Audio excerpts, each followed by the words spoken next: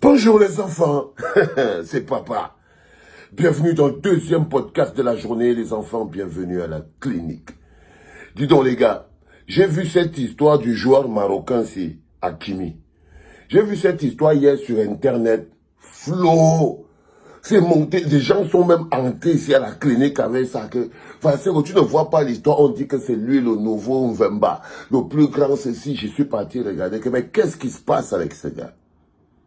Si je comprends bien, ce bonhomme était marié avec cette femme, Hakimi, le joueur de football marocain. Il y a un grand milliardaire. Il était marié avec cette nana. Donc c'était sa femme. Si je comprends bien, ils habitaient ensemble. Ils ont mis les enfants. Et tout. Des choses que la famille a. Et ils ont eu des problèmes. Ils doivent se séparer, donc ils doivent divorcer. Logiquement, dans la vie, quand vous divorcez, c'est moitié-moitié. C'est les règles du mariage.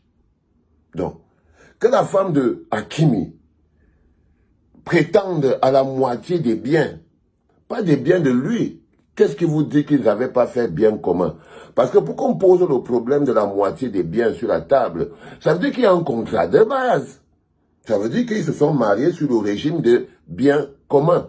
Sinon, la femme ne peut pas venir demander quoi que ce soit. Et vous savez très bien qu'au moment du mariage, les gens sont très confiants. Ils savent que tout va aller, seule la mort va nous séparer. On est fait l'un pour l'autre. Si tu pars, je pars aussi.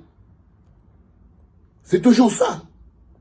Donc, ils arrivent donc à un moment où ils divorcent. Ils doivent divorcer. Donc, au moment où elle demande donc, parce que c'est normal, qu'elle demande la moitié des biens, au moment où elle demande donc la moitié des biens, le juge n'est pas découvert par derrière qu'en fait, le bonhomme n'avait rien mis à son nom, mais au nom de sa mère.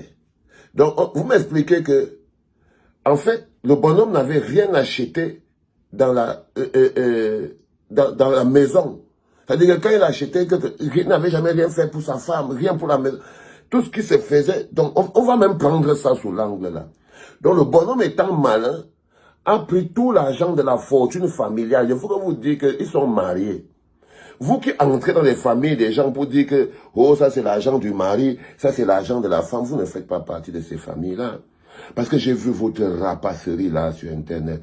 Vous êtes des rapaces, mais pas possible. Sans la moindre honneur ni dignité. C'est-à-dire qu'il n'y a aucun moment où on a dit que cette femme veut escroquer ce gars. Elle est dans sa légitimité. Ils sont mariés. Ils sont en train de divorcer. Elle ne va pas aller vivre dans la rue. Ceux qui disent par derrière que c'était le gars qui a travaillé l'argent seul. Parce que dans votre tête, c'est qu'Hakimi a travaillé cet argent tout seul. C'est son argent à lui tout seul. Donc, il n'a pas à partager avec elle. Vous avez même les rancœurs. Parce qu'il y a aussi le fait que beaucoup de footballeurs beaucoup de footballeurs africains se sont retrouvés ruinés par des divorces très coûteux. Du coup, je crois que c'est cette logique-là qui essaye de vous faire comprendre que allez maintenant mettre le nom de l'argent de la famille, la fortune familiale, sur le nom de ta mère à toi. C'est même pas une escroquerie. C'est une escroquerie. Ce monsieur, c'est un escroc. Je vous mens pas. Ce Hakimi, ce joueur de football, il a escroqué cette fille. Il a trompé. Il a volé cette fille. Il lui a volé d'abord le temps de sa vie. Il a volé son engagement à côté d'elle. Parce que vous pensez seulement, mais vous oubliez qu'Hakimi, quand il finissait de jouer, il rentrait à la maison. Il trouvait sa femme. Elle lui préparait le truc qu'il aime bien pour être en forme. Elle travaillait.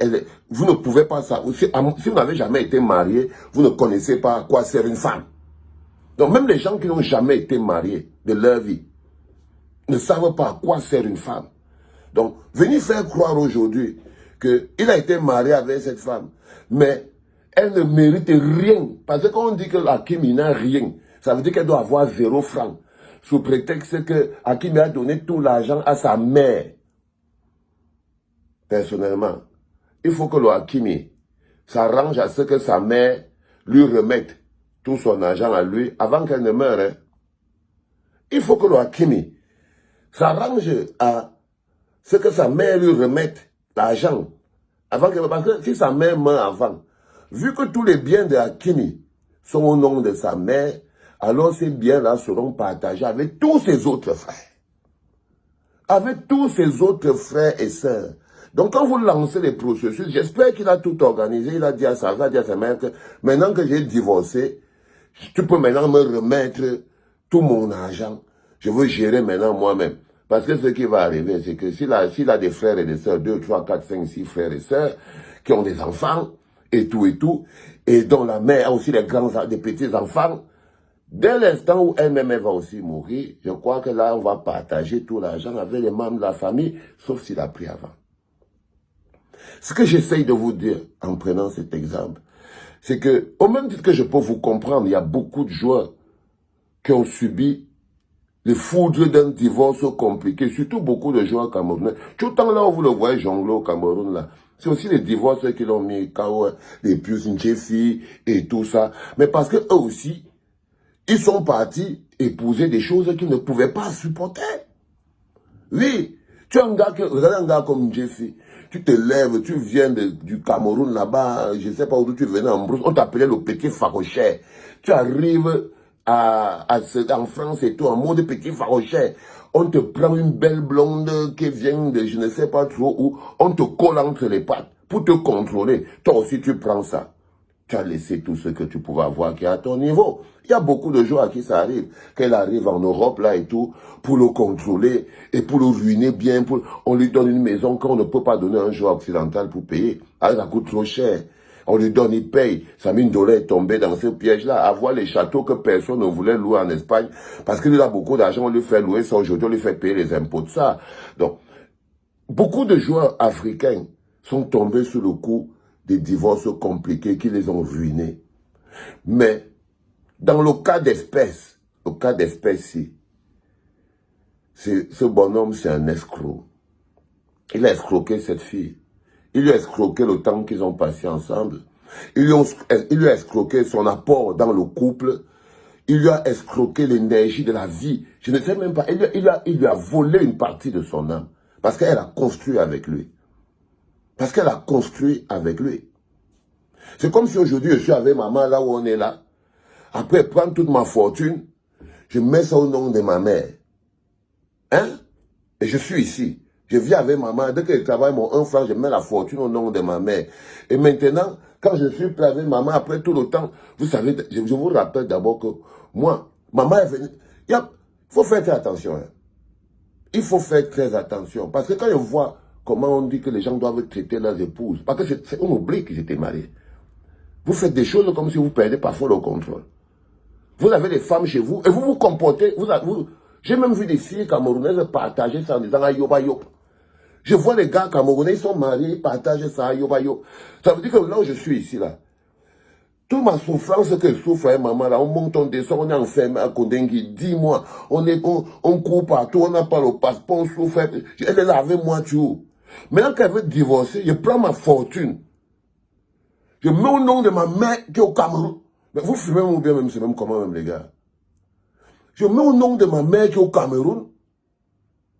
Pour que, bon maintenant, comme il veut divorcer, dès que je divorce la tante, maman n'a plus rien. Hein? Si je comprends bien, maman n'a plus rien. Moi, je lui dis que non, en fait, je n'avais rien. Tout l'argent que tu voyais que était en train de brasser, en fait, ce n'est pas l'argent. J'ai mis ça sur le nom de ma mère.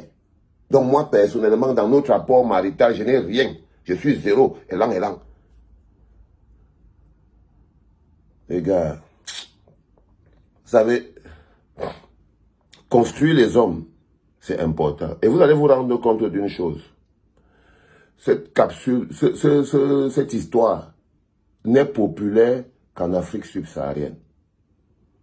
Même en Europe, personne ne veut parler de ça parce que c'est une humiliation. Pour lui, le Hakimi, c'est un escroc. C'est un voleur d'une dot. Hakimi, c'est un voleur d'une dot. C'est-à-dire qu'il a volé une dot pendant longtemps et maintenant il fuit. Il escroque. Il a escroqué cette fille. Il a escroqué cette fille. Il ne peut pas dire qu'il n'a rien, elle doit partir zéro après des années de mariage, en mettant sur pied une technique qui met l'argent chez sa mère. Arrêtez vos conneries, les gars. Les enfants, je voulais vous dire que pour être grand, soyez grand complètement. Soyez grand complètement. Prenez vos précautions, faites attention, mais la famille, c'est sacré. La famille, c'est sacré. Ta femme, c'est la mère de tes enfants. Allez comploter avec ta grand-mère pour laisser la mère de tes enfants dans les problèmes.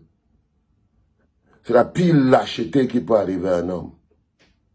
Ça veut dire que tu es l'homme le plus lâche de la planète. L'homme qui abandonne sa femme sans rien.